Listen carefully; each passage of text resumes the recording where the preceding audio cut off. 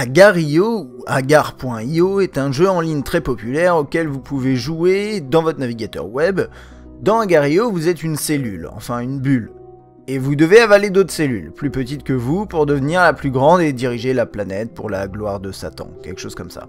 Sur ordinateur, vous y jouez avec votre souris et votre clavier, c'est plutôt bien fait. Le jeu est désormais disponible pour Android et iOS, vous avez la version officielle publiée par Miniclip et d'autres éditions alternatives dont je vous parlerai dans un instant.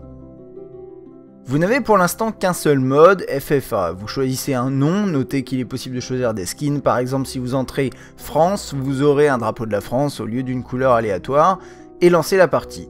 Vous vous retrouvez sur un serveur au hasard et devez grossir sans vous faire manger pour arriver au sommet. Les mouvements de votre cellule se font via un pad tactile qui se place sous votre doigt, n'importe où presque, sur l'écran. Vous pouvez diviser la cellule et envoyer de la masse avec les deux touches en bas à droite. L'expérience est bonne, mais il faut disposer d'une bonne connexion, sinon c'est limite injouable. D'ailleurs, même avec une connexion décente, il peut y avoir du lag quand vous déplacez votre cellule, ce qui causera votre perte à coup sûr, en plus de votre manque de skill. Le jeu est gratuit avec, semble-t-il, des achats intégrés qui ont l'air d'être cachés pour l'instant, mais comptez sur Miniclip pour vous proposer des skins payantes et autres bonus à terme. Nous avons également testé Pocket Agar.io, également gratuit. Vous pouvez personnaliser votre cellule et choisir un serveur USA ou Europe et vous êtes en jeu. Visuellement, il est moins réussi que l'Agar.io de Miniclip et tout est aussi plus saccadé. Les contrôles sont simples avec un pad en bas à gauche et les deux actions classiques sont à droite. Dans Nebulous, vous pouvez choisir où se trouve le serveur et différents modes de jeu, dont un mode en équipe ou encore capture de drapeau, c'est plutôt original et j'ai testé, très fun.